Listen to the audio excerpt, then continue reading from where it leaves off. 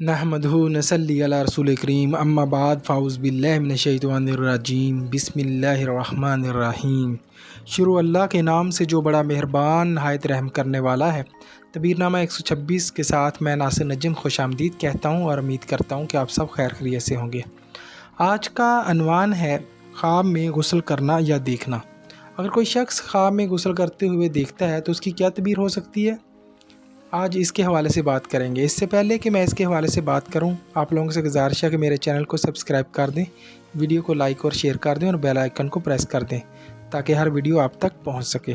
तो चलते हैं आज की तबीर की तरफ।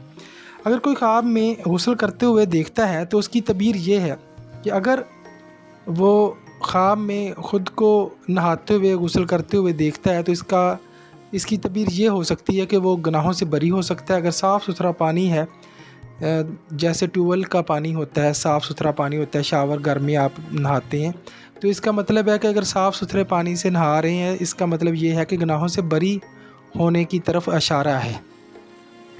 एक और भी इसकी तरफ इशारा है कि आप अगर किसी बीमारी में मुब्तला हैं तो अल्लाह ताला की तरफ से आपको शफा हो जाएगी, आप उससे बरी हो जाएंगी।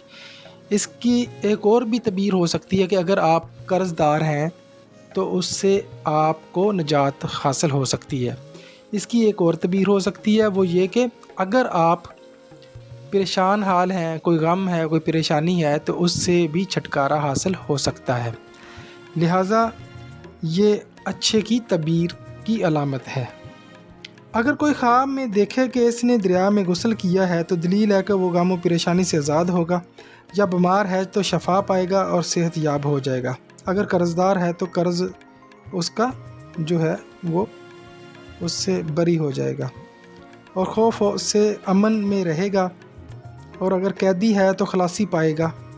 और अगर देखे कि पानी से थोड़ा गुस्ल किया है या हाथ मुंह धोया है तो दलील है कि खैर और बरकत पाएगा। अगर देखे कि हाथ को पानी से धोया है तो इससे मुराद है कि आप करीबी किसी रिश्तेदार या दोस्त से आप हाथ धो सकते हैं, ये उसकी जुदाई की अलामत है।